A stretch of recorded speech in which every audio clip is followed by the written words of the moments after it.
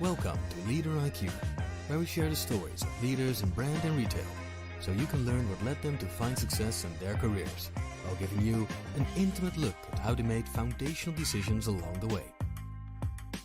This show is hosted by Guru Hariharan, who's the founder and CEO of CommerceIQ.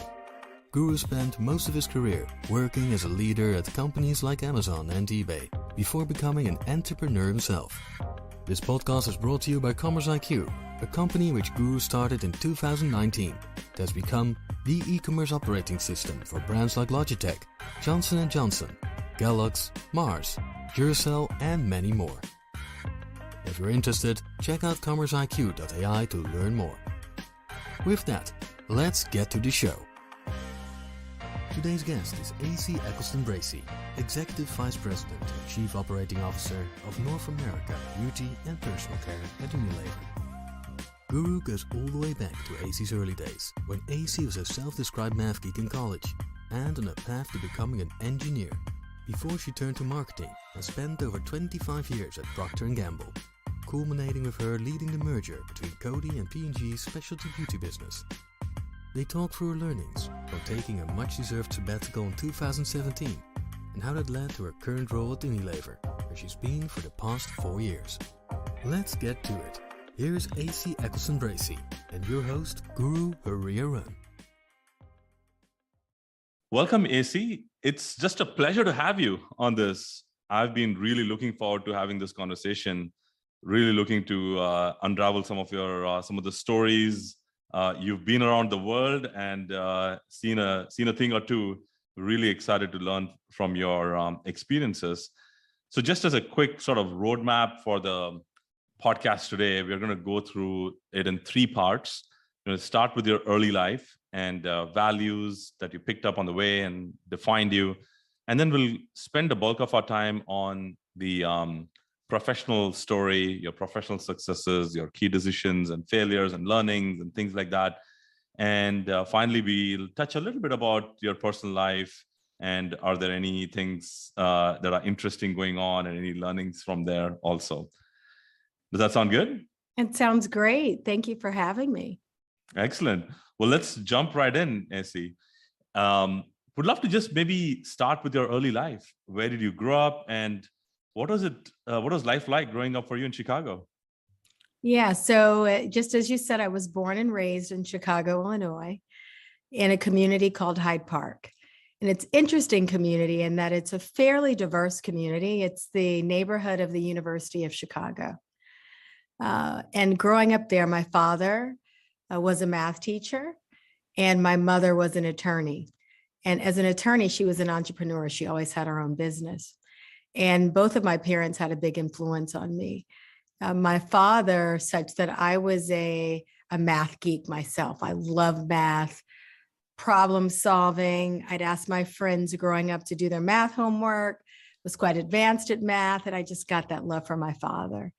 And my mother had a real entrepreneurial spirit, an advocate, was always fighting for the underdog. She did a lot of divorce cases. She did race discrimination work. And she went to law school, actually, after she had my brother and I. So I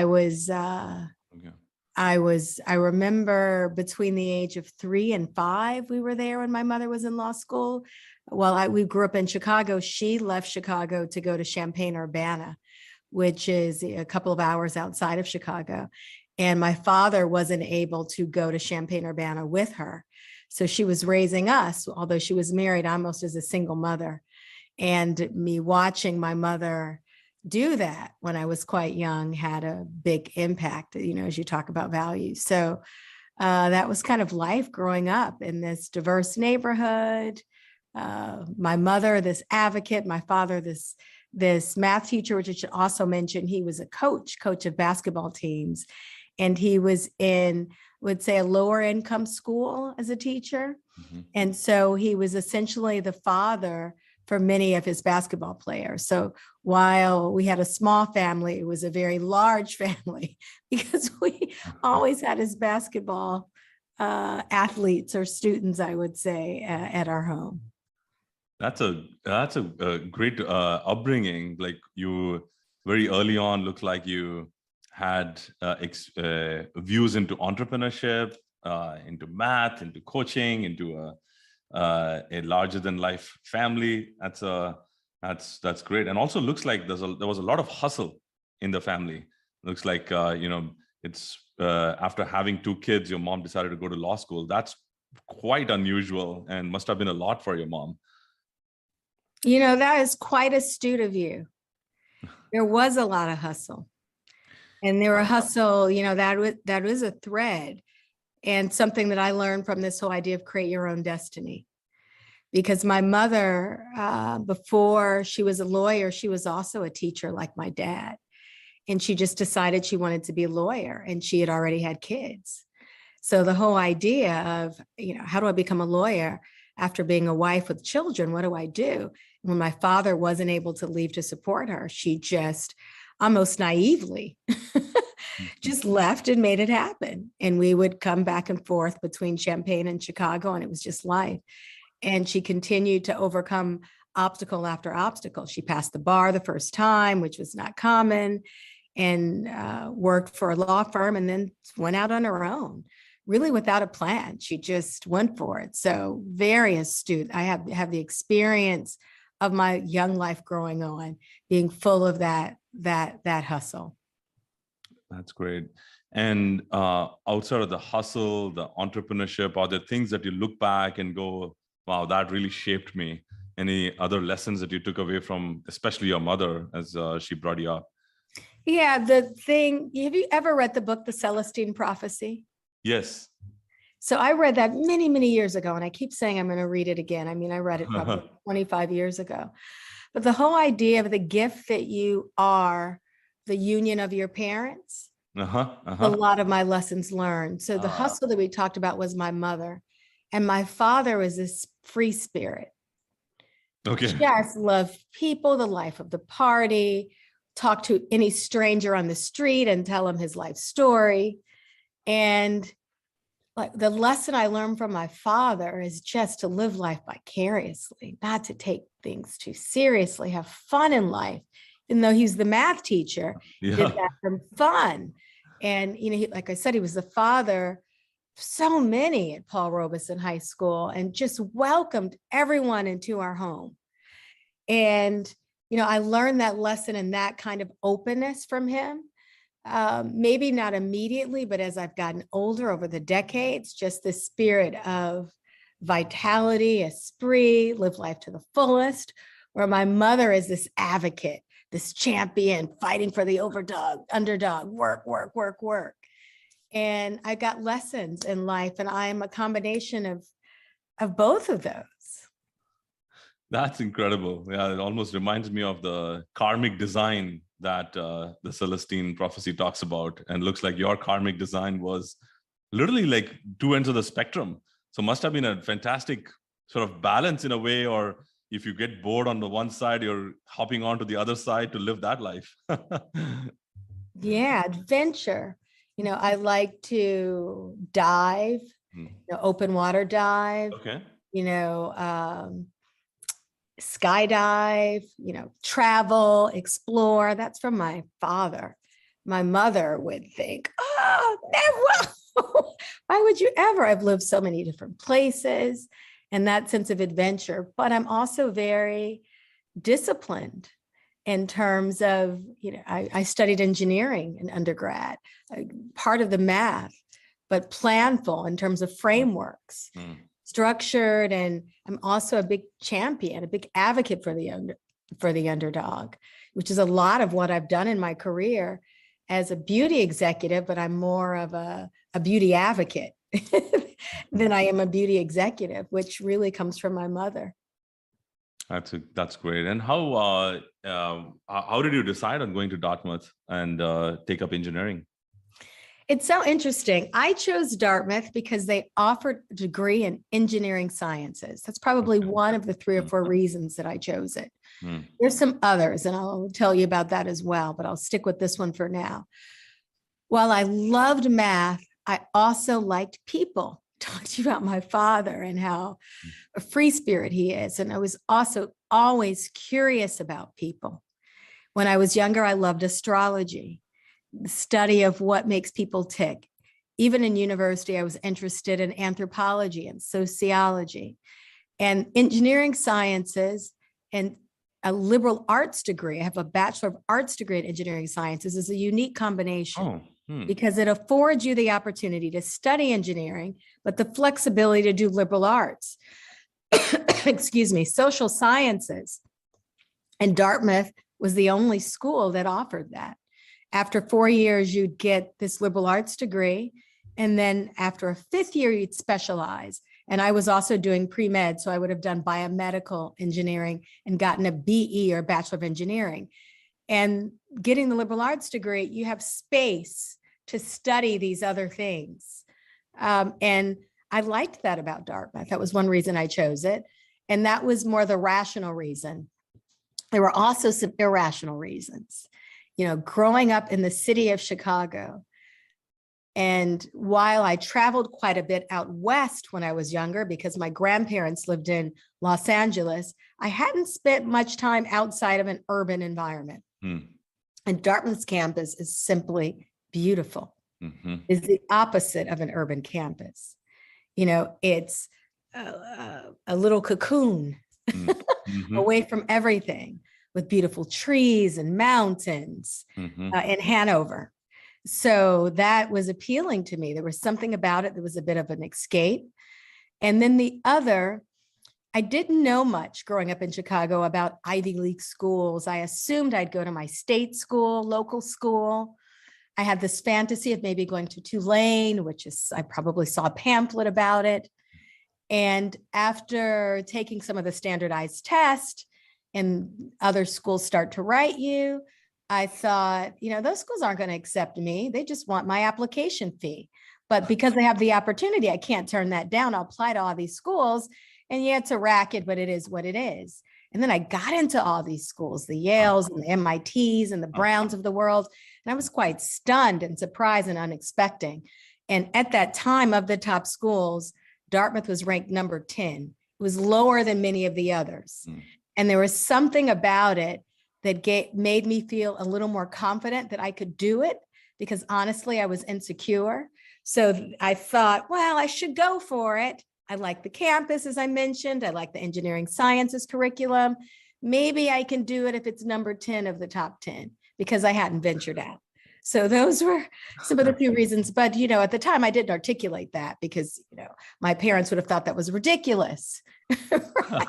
That I chose it because it was the lower, but it was it was conscious, but unarticulated. Now, years later, I can admit that. Yeah, that's great. And, you know, oftentimes I found myself making gut-based decisions and using rationale to rationalize the gut feel. Justify them. and what you said, I could see the twinkle in your eye and the excitement that you talked about, the initial piece, which is I love the campus. Like I love the vibe of it. And you talked about all the other reasons, which frankly look like justification, but fair enough. I'll take it. A lot. Well said.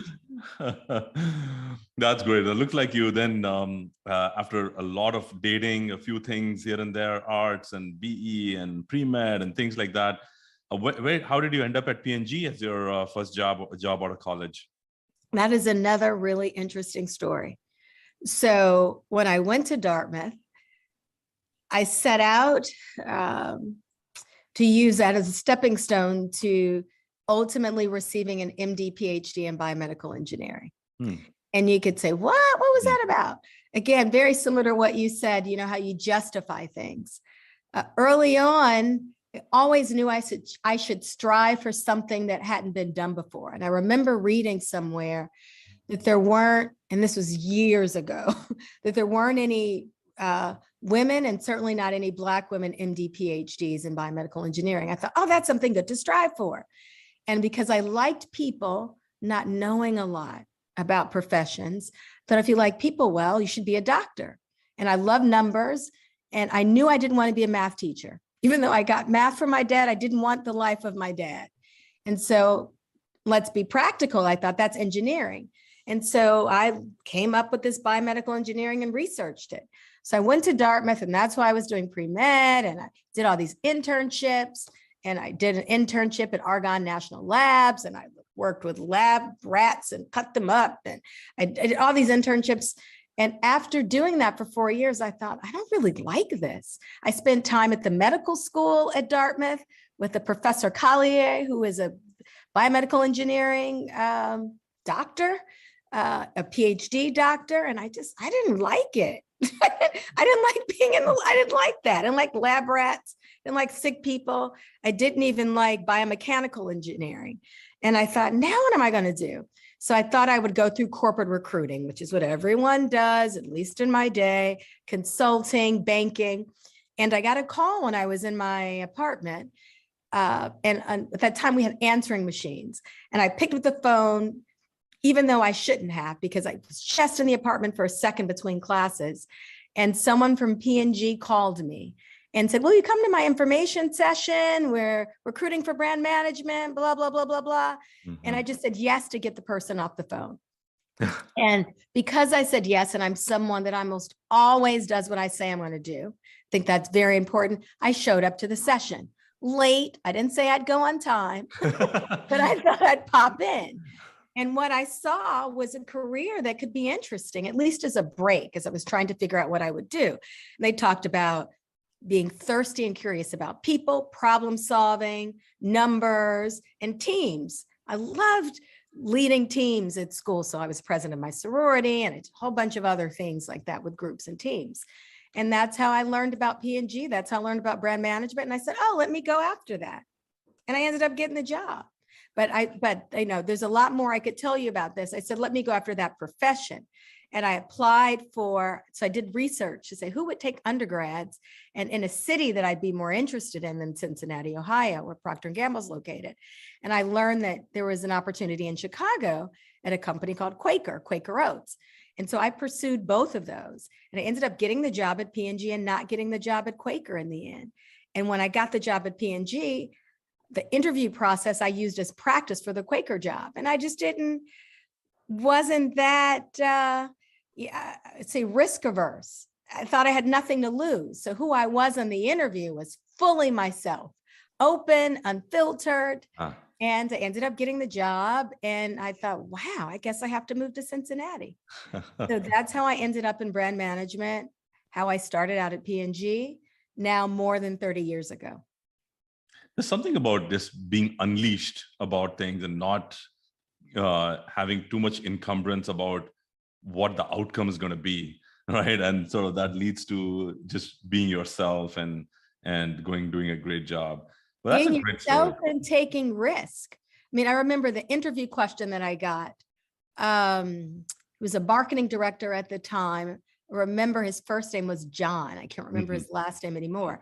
And he was asking me why on Dawn dish liquid, did this initiative exceed its objectives tenfold? And I basically said, I'm sure there's nothing, I'm sure it's not because of anything you did, because you'd never under forecast tenfold. There must have been something else happening in society. And of course, there was a Valdez oil spill where they used Dawn to clean the birds. And he said, wow, no one's ever said that, but that's exactly what happened. Because I wasn't trying to say, it was your pricing strategy, it was your brand positioning, which you might think they'd want to hear, because I just, told the truth.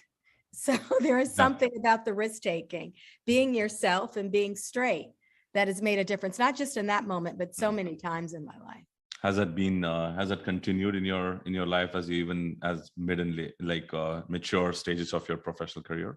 Every way, all the way through. I think another an aha moment in my career was realizing that unconsciously I was conforming. And a part of that is a story of being underrepresented in corporate America. And what you learn along the way when you're not the majority in an environment. And I went to an information, actually more of a diversity training, that spoke to the fact that many junior women in organizations couldn't relate to senior women. And the trainer was saying that these senior women, it wasn't intentional. They had to learn how to survive in these primarily male environments. And I was thinking, oh, that's unfortunate. They shouldn't do that. And I thought, oh, I'm doing that. Oh my God. It was an aha moment where I to force myself to give up my guard. And again, it was back to this point of just being yourself unabashedly. And I did that because I've always been a champion and advocate for diversity. So instead of going to get a shoe shine with the boys, I made myself say, I'm going to go get my manicure for my lunch break. But that was uncomfortable because I felt they should know I'm going to get a manicure. It was uncomfortable. You know, I bought a red convertible Porsche. It was used. It was something like $15,000 at the time. I would have thought that's too flashy, but I thought, you know, let me express and be myself. It shouldn't matter what car I drive outside. And there are a number of things that I chose to do. And what I got out of that was like, I didn't do it for myself because literally it was uncomfortable. It was like a month of discomfort because I was used to hiding who I was. I wouldn't say on weekends I was driving to Detroit with a friend to party to house music. I wouldn't say that. I keep that to myself. But I forced myself because I didn't want to perpetuate the sameness that happens when even those of us that are diverse come in and then clone everyone else. And what I got out of that was this big breath, this big release. It's like I got a pep to my AC step. And at that point, I'd say my career really took off, which is just, you know that now year after year, but it's hard to believe back then that that makes so much difference, but it made a huge difference. So this is, you know, answering your question. Are there other moments that I've seen that and many aha moments into that? And now it's just who I am, you know, who I am. If there's something to be said, I'm the one that will say it. I'll find the diplomatic way to say it, but it needs to be said. I'm an advocate for the people among senior leaders. You know, I'll say, here's what's going on in the organization that I think it's really important for us to deal with, even though the consensus might be in another area. That's an incredible story and what an aha moment that you had in your career. Oftentimes we try to sort of look up to some people, whether men or women, and we try to subconsciously or what, try to live their lives or follow their footprints, and we lose the awareness of who we are as a self, right? And then you start to live somebody else's life and you're never good enough. But it's very powerful to hear from you how you sort of snapped back into being yourself and how that unleashed you in your career. That's a great story. Thanks for sharing that. Are there other interesting moments in P&G that came across as you went through your career? It's a wonderful company to be at, and love to get any learnings that you picked up on the way. There's so many. You know, I was there for 25 years. The furthest at the time that I could see myself there was 5 years. And that was a real stretch of my imagination. So it's amazing that I spent 25 years at P&G. And a part of it is that the values really fit. Mm-hmm. You know, the company values ownership and leadership. And I value that kind of independence that ownership brings. It values very much the do the right thing. And it values results, and it was up or out. And I'm someone that, you know, keep it moving. So tell me where I stand. I want to move up. If I'm not in good standing, let me move out. I don't want to stall. So I really appreciated that about P&G. But I think what I learned a lot about myself and who I was. My journey has been one of finding myself, claiming myself, and then choosing. And when I say myself, I should say my voice, finding my voice, claiming my voice, and then using my voice for good. And the finding of myself through P&G was discovering a lot of what I could do. I was young at P&G, maybe 3 years or less, where I had the opportunity to create the brand Febreeze. And I look today and say, wow, that's more than $1 billion brand. And as an associate brand manager and assistant brand manager, I did that. Oh, wow. And I wouldn't know that. So that's another aha moment, but it wasn't like the intent to do something big. It was simply the idea of being curious about people, which has always been who I am, who I've been and still am, curious about people, committed to meeting their needs, and creating and solving problems, business problems, creating business out of it. And Febreeze was about that. People who lived in small quarters with pets or spouses or themselves that smoked couldn't clean their household upholstery. And so there were odors and they didn't feel good about their homes. And Febreeze was there to unleash those odors, not unleash them, but neutralize those odors. That's what we developed. And over time, it became $1 billion business. So I learned that. That's, you asked, what are the lessons about P&G? I found my voice, learned how to claim it and what was possible. And then, my next chapter, there's so much I was able to do at P&G through running the makeup brand CoverGirl and Max Factor for many years. P&G took me to Geneva, Switzerland, where I lived for 8 years. And my youngest son, his name is Benoit Bracey. I call him my Swiss souvenir, even though Benoit's a French name. So I just learned, I found my voice, I claimed it. And then in my next chapter, where I entered Unilever, in between P&G, there was also Coty, was finding a platform to really use that voice for more impact and more good because of the philosophy of Unilever and the opportunity with the brand portfolio that I lead. That's great. So actually, I'm not ready to go to the Unilever because there's so much interesting things that you just said about at P&G and the Febreeze launch. So how was that? So you actually ideated and came out and built and launched the brand? That's great. It must have been a great, Yeah. And I was young. I was straight out of college. It was not long being out of college. And I was a part of the fabric softener category. I believe I started in household cleaning as a brand assistant. And then I was promoted to associate brand manager in fabric softener. And we had a project that was about how are we going to deliver our year 2000 goals? So this dates me. This was in the 90s. And I was a part of that project. And we went away and did a bunch of brainstorming on new product ideas. And I would wear blazers that had just come from the dry cleaner. And I'd go to a bar. And then all of a sudden, the blazer was filthy. And I had it on for an hour because of the smoke.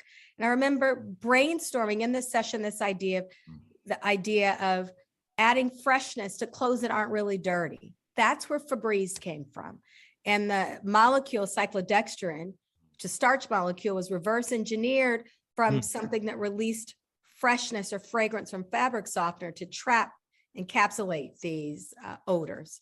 And that was Febreeze. And I worked with the technologist, Tuan Trin. We came up with this concept and a prototype. It worked incredibly well. You'd spray it on fabrics.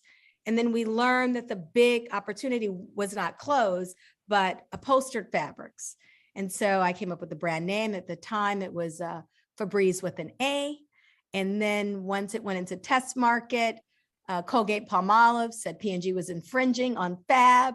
And so we were like, that's not the point. It wasn't Fab, so we'll just change the A to an E. And it turned into Febreeze, bringing fabrics back to fresh. So that's cool. That's a great story. We use this every day. And so it's a wonderful backstory that we just learned. That's amazing. It's kind of it's interesting how you sort of connected the dots that you grew up in, and you used your engineering chops. You used some of your day-to-day experiences and all of that, and came up with this concept. It reminded me of when you were talking about it.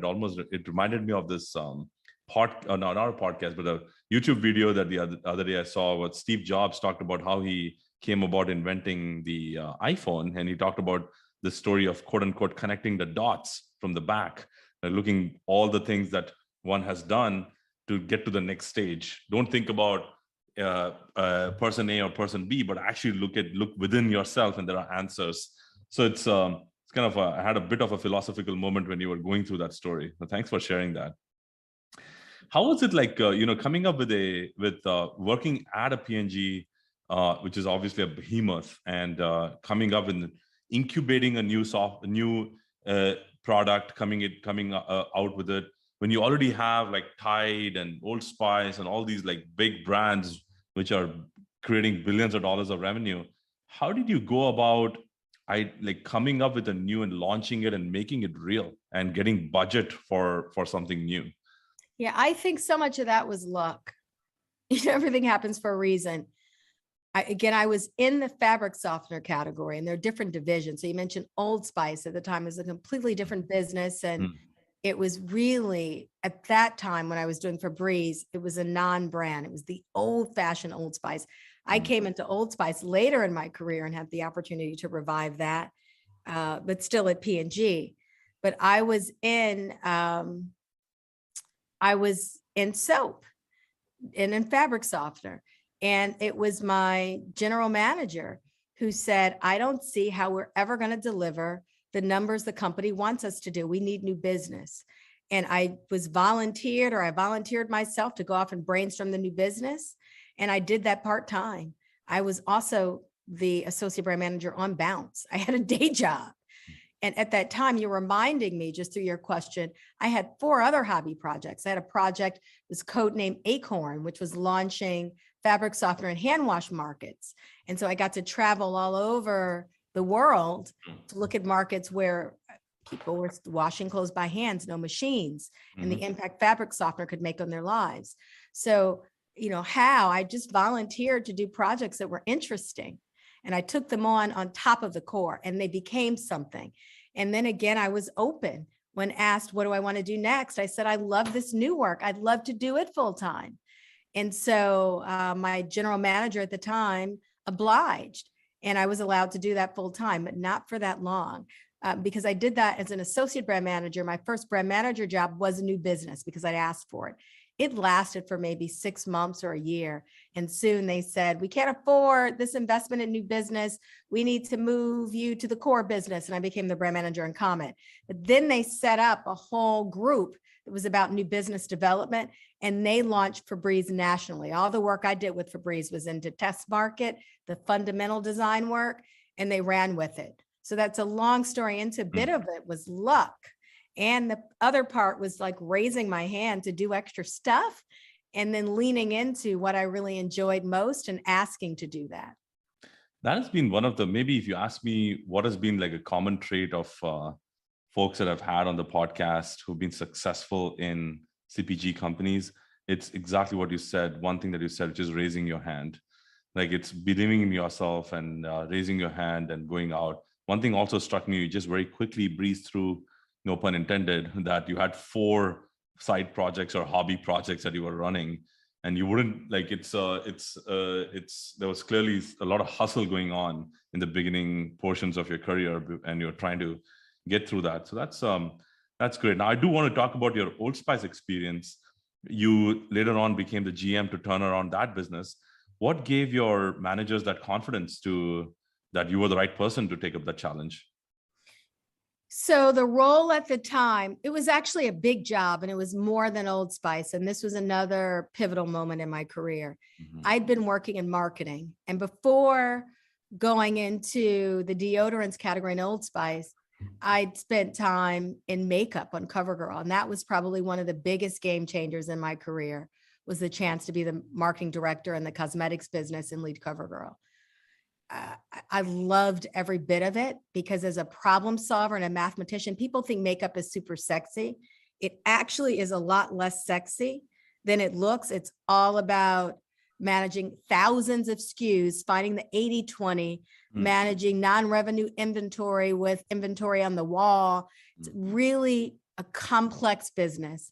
And if you like problem solving, it's so much fun. And then you get the intimacy with people, because makeup, skincare, all that beauty piece of it matters. So you have strategy, you have problem solving, and then you have intuition, like branding. So I was the marketing director of that business before going to deodorants for 3 years. And I loved marketing. And moving to deodorants, I had the opportunity to move into general management away from marketing, and what Procter & Gamble calls general management. And I was the first Black woman to ever be promoted into that role at P&G. And that was a game changer. And I wasn't sure I would like it. And I chose that role because I thought it was the opportunity to break a barrier that I had not, others had not had. So how could I not accept that opportunity? And I thought for sure that would be, I'd take the opportunity, then I would leave, because I wouldn't want to do that work. And again, I loved it. And a part of that, you asked, why was there the confidence in me? A part of that was I had a strong sponsor and mentor, a woman named Susan Arnold, that told me early, Esi, I want you to be one of my general managers. And she made that happen.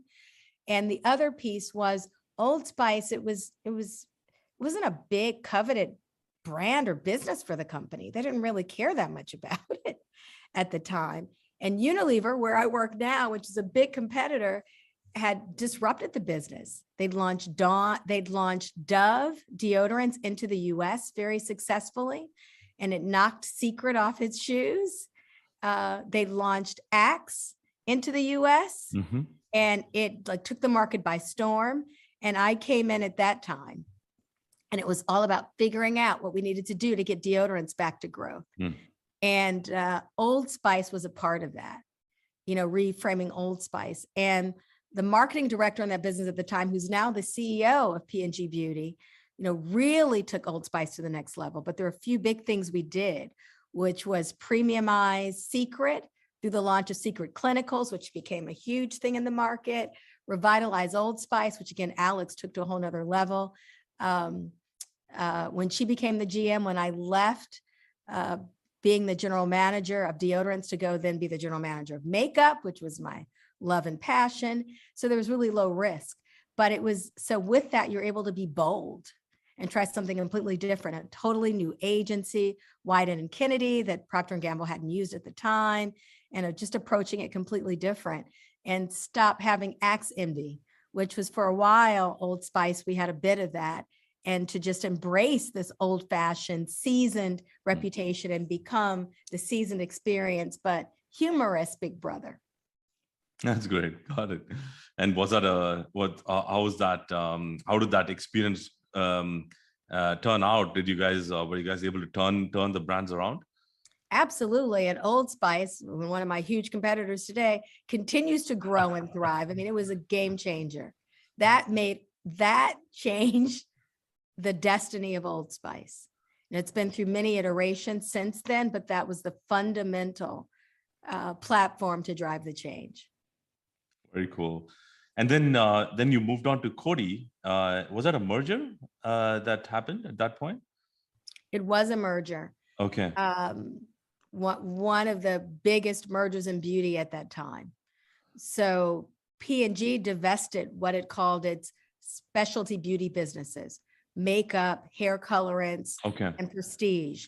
And I was running the makeup business at the time. I was doing it from Geneva. And I was a real advocate for P&G divesting its business. I wasn't resisting it. Oftentimes when you're in a business that's getting divested, I think that's a bad thing. Now that's a good thing, because makeup, you really need to have makeup as a profession, not a hobby.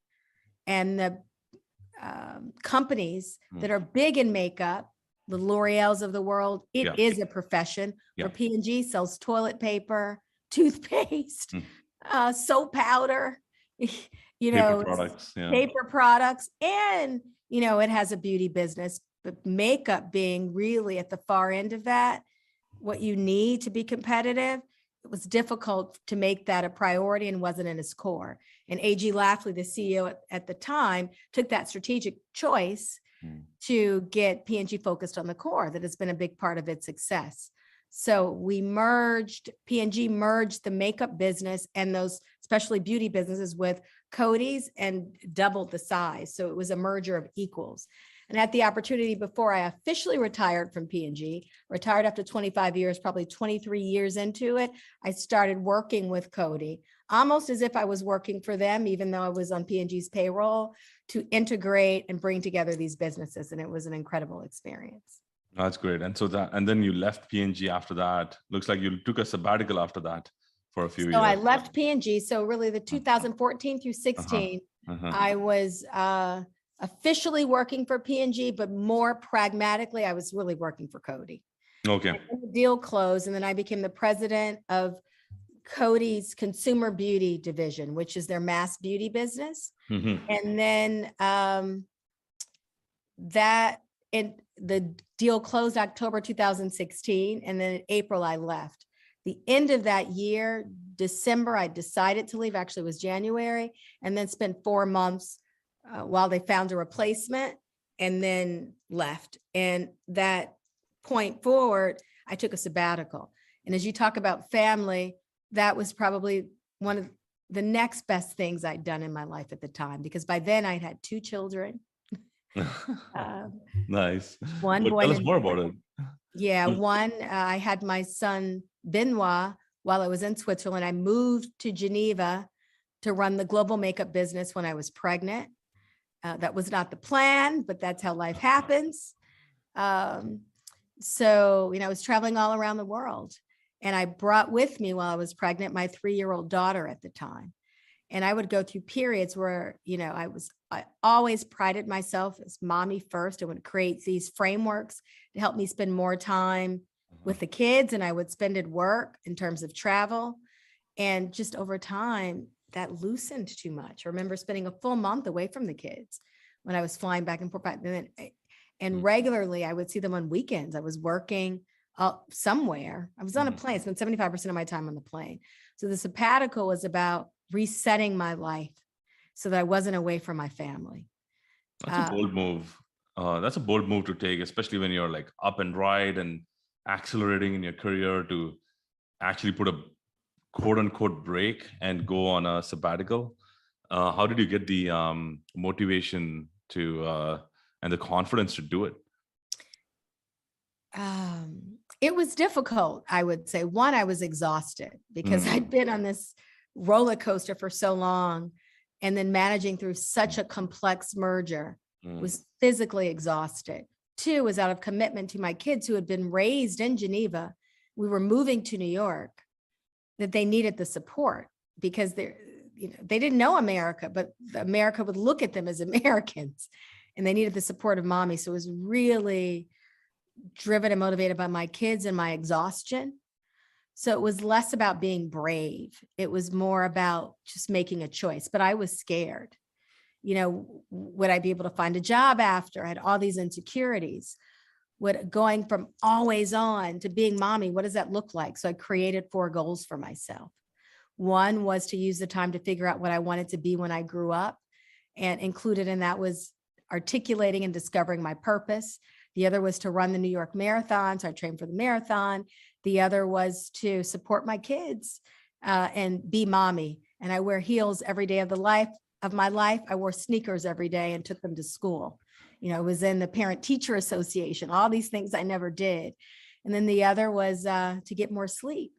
And that one I actually did not manage to do. And so I learned that regardless of my circumstances, I do busy. I find out, train for marathon, all the things I was doing, interviewing companies more to find out what I wanted to do. But that was my safety net related to my fear of not getting anything done. Right. Let's call that the stretch goal, getting sleep. And you didn't achieve your stretch goal, but you achieved your goals. The 1, 2, and 3. I achieved all my other goals, which is great.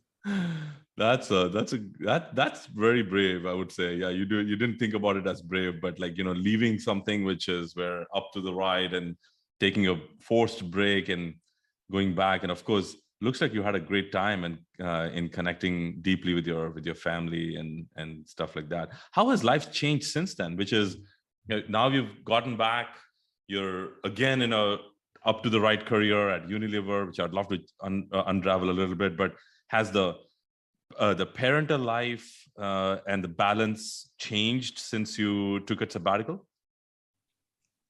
Yes. But first I will say, I don't really believe in work-life balance. I believe in work-life management and work-life integration. I also believe in energy management, which is not an uncommon thing. And when your life, when you're clear on what gives you energy and you're clear on your purpose, all of that works together. Your day life, your work life, it's all mixed in, and that's how I live my life. And I articulate for myself 6 energy domains. I've done work, I've had these now for almost 20 years. I know it gives me energy, and I know it takes energy away. And so I organized my work and my home life through that.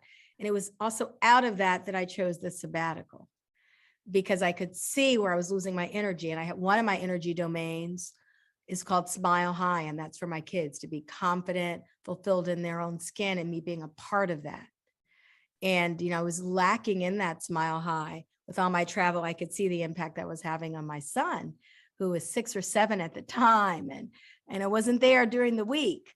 And, one of my other energy domains is ooh la la, which are passionate, sensational experiences. Another is passion power, which is passionate achievement. That's running the marathon. That's working in the beauty and the wellness business. Another is heart, soul, and whole, which is kind of peace and calm and healthfulness is in that domain. I have another called impact and legacy, which is around advocacy and making a difference. So I center them around energy, and I try to line up work and life. And so what I do a lot as a beauty executive, beauty advocate, it's about impact and legacy through the founding of the Crown Act, which is the anti-hair discrimination legislation on behalf of Dove, 14 states. That's work. And that's personal. Like, where's the split? There isn't one, right? Working in beauty, ooh la la, sensorial, sensational. That's work, and that's personal. So I love shopping and playing with products. So I try to integrate all of that. One is Amor and Adore, which is my kids, and my husband and the family, and being close to work and choosing a local job. So instead of being on the road, traveling from the Middle East to Asia, I manage North America, which means I'm never gone for too long. Right. So I have it all. It's not balanced. It's integrated and energy managed. That's great. So, and also I want to go back to some of the introspection that you did. Looks like you've done some deep level of introspection around what gives you energy, what takes it away, what's your purpose. Was there a certain mechanism you used, or was there a book that you read or a practice that you followed to do that introspection? Yes. And it's always on, just like fitness is always on, right? Fitness, you don't go to the gym one time and then you're fit. It's an ongoing thing. So I'm constantly doing things. When I was on sabbatical, I went to a purpose workshop.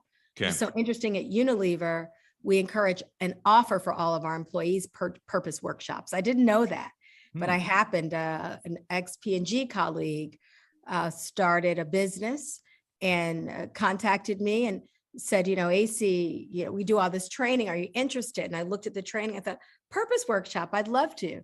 And so I spent a week in Florida, and they have techniques and tools that have you look at your life and find consistent patterns and storytell and figure out what you want to, your life's calling is. The Celestine prophecy was a part of that. Like, what's the intersection of your parents and what is there? So there's so much. I read a lot. I do training. I've done some coaching, and all those tools have helped me and continue to help me figure out how I can be my best self.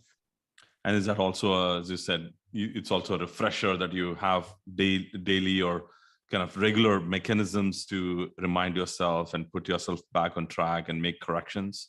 Yes, structures for that. Even the domains I mentioned, every year I do a process to say, set goals within each of those energy domains and reflect on, have I achieved those?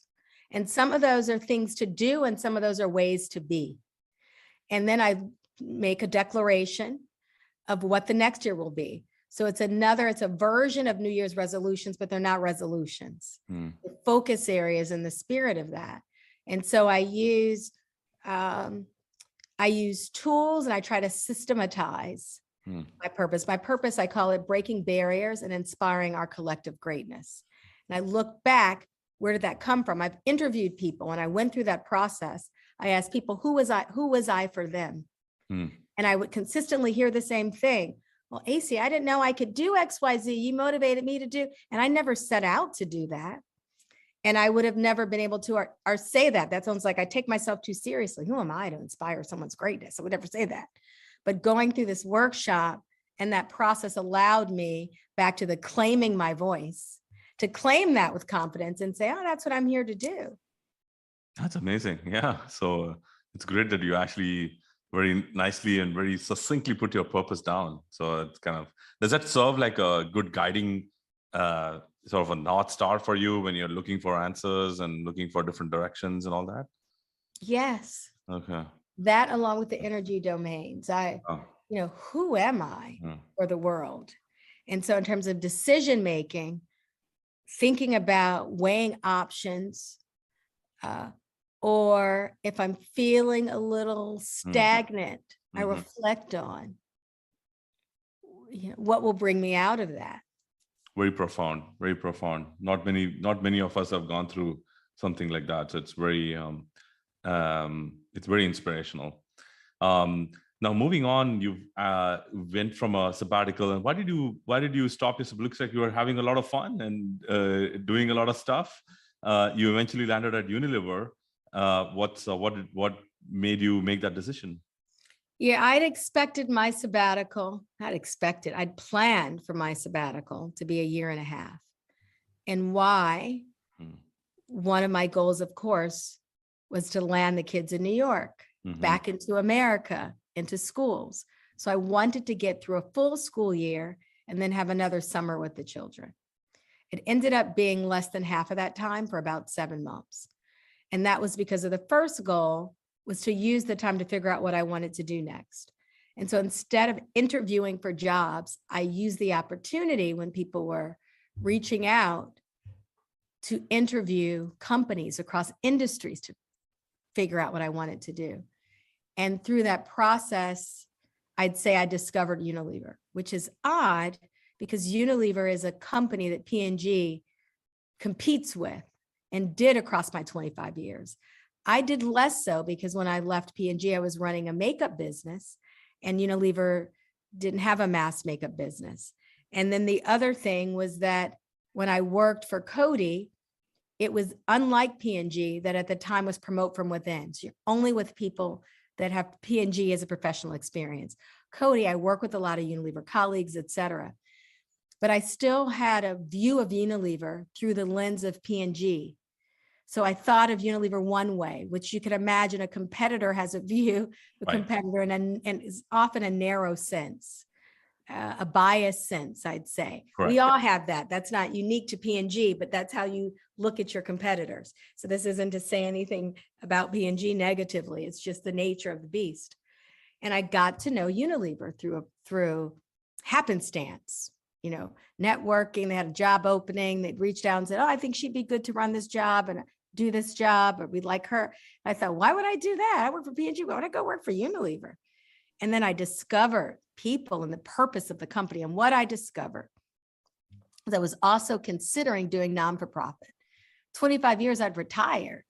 Do I need to continue to work in business? And again, back to my purpose, what's a good way to deliver on that purpose? Non-for-profit.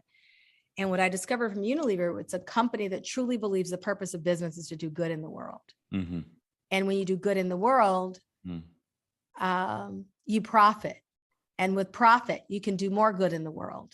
So it really believes in that virtuous cycle of business serves people, people serve business, and you can serve the shareholder and your multiple constituents. And with all the experience I'd had in beauty, looking at Unilever's beauty portfolio, and the fact that the role was in the US, which again, back to what I wanted to do with my family, it was like, yes, but I said no the first 3 times to the offer. Huh. It was in that purpose workshop that I thought, oh, this is the opportunity. And so I jumped into it. And one of the first things when I came to Unilever, I said I wanted to do was one, bring more beauty to personal care, because the business I lead is called Beauty and Personal Care. At the time it was called personal care, which it included hair and skin care and also cleansing and deodorants. But I could see the growth in beauty and bringing that beauty flair into personal care. I also wanted to make a difference for communities, and particularly underrepresented communities. And I wanted to do that through Dove. And I wanted Dove in particular to serve Black women who disproportionately represented the consumer base. And so, and was been able to do that. I was recruiting with interviewing, having conversations with Unilever since probably early fall 2017 and joined in 2018. And, 4 years later, it's been a wonderful platform. It's been the opportunity to do exactly what I wanted to do. And it really surprises me on how intention can manifest into reality. And some of it you're not aware of day to day in terms of the intentionality and the deliberateness, but you state that intention to the universe. You take on projects that do that. And then 4 years later, it's like, wow, we launched a crown neck. Wow, we integrated Shea Moisture. The growth in Shea Moisture has been exceptional over the past 2 years. We unlocked a new level of growth after some transition pains into the merger, which was end of 17 into 2018. And there's so many more new businesses that we've created. We've launched a bath and body business that lives in Walmart and in Target. So it's been fun. Looks like a lot of you're having a lot of fun there. It's great. I can see it in your face. Well, one rapid fire question, Esi. What's left on your bucket list, either personal or professional, to accomplish, especially as the world starts to open up here? Well, there's a lot on my bucket list in terms of travel. Okay. There's a lot in the world that I have not seen. And can you believe all my years of traveling around the world, I have never, ever, ever been to India? Huh. I wouldn't have imagined. No. Can you imagine? I've had 4 trips planned to India that have all been canceled. And so I would love to spend time in India. I would love to do a yoga wellness retreat. You know, I'm excited about kind of the next sabbatical and having that be probably after my kids are at key milestones that will allow me to, you know, my son is only in 6th grade now. When he's off to college, you know, and taking that time to, you know, spend significant time in India and travel and spend significant time into personal development, meditation, yoga, fitness, that. That's amazing. That's great. So that's like a personal, that's almost selfish. That's and then great. the next is figuring out what there's so many problems in the world, right? And how to be of service towards those problems for people in the world. That's so great. I've got one word for you for the thing that you were looking for, Rishikesh. Look that up at some point. It's a wonderful place in India where it's a hub of yoga and meditation and self-discovery and stuff like that. You'll have to send me a text of the spelling of Rishikesh. I look forward to it. I will. Well, thank you so much, Esi. It was wonderful to have you. What's some amazing stories and learnings and fascinating discoveries that you've had in your life. There's so much to learn from it. Really appreciate you spending time with us. Well, thank you for the conversation. It was a pleasure, enjoyable conversation. Thank you, Esi. If you enjoyed listening to this episode, it would mean so much to us if you could take a moment to share this show on LinkedIn. To learn more how Guru and his team can help optimize and grow your e-commerce business on Amazon and other retailers, visit commerceiq.ai. Thanks for listening.